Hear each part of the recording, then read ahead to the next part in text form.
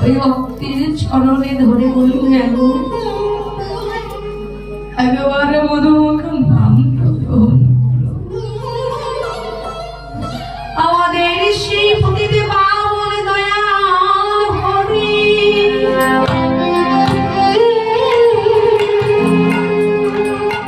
কেবল আমাদের মতো পাপাচারী জীবীকে উদ্ধার করবে বলে